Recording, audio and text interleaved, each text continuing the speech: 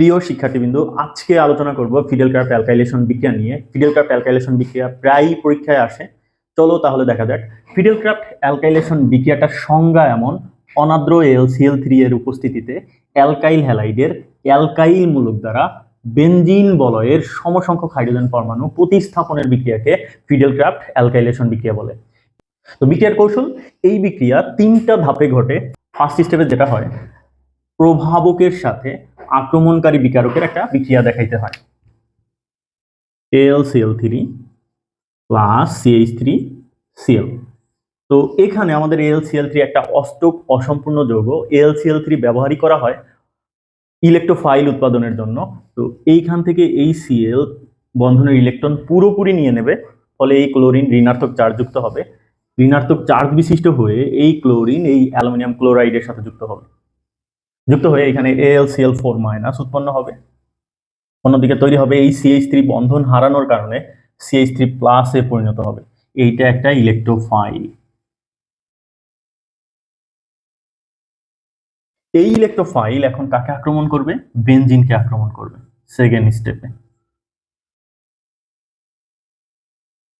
বেনজিনের মধ্যে pi electron আছে, pi electron থাকায় বেনজিন ইলেকট্রোফিলিক প্রতিস্থাপন বিক্রিয়া দিয়ে থাকে। তো সেই ক্ষেত্রে এই পাই ইলেকট্রন দ্বারা এই CH3+ আকর্ষিত হবে।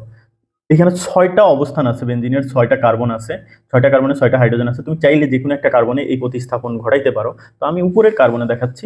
তো সেই ক্ষেত্রে আমার উপরের যে হাইড্রোজেন আছে তার সাথেই হাইড্রোজেন যে কার্বনে যুক্ত থাকবে সেই কার্বনের সাথেই আমার CH3টা যুক্ত হয়ে গেল। তো একটা প্লাস যুক্ত হয় সেখানেই যেখানে মাইনাস চার্জ তৈরি হয়। এই মাইনাসটা তৈরি হবে, এই বন্ধন ভেঙে এখানে মাইনাস চার্জ তৈরি হবে। তো বন্ধন যেখানে যায় সেটা ঋণাত্মক চার্জ যুক্ত হয়, আর যে বন্ধন হারায় সে কি হয়? ধনাত্মক চার্জ যুক্ত হয়। তো এই কার্বন ঋণাত্মক চার্জ হলে এই কার্বন ধনাত্মক চার্জ যুক্ত হবে এবং এই বন্ধনটা ভেঙে যাবে।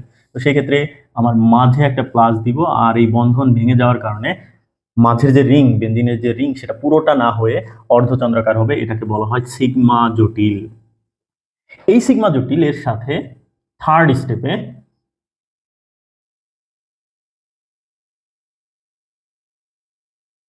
এটা প্লাস চার্জ যুক্ত হয়।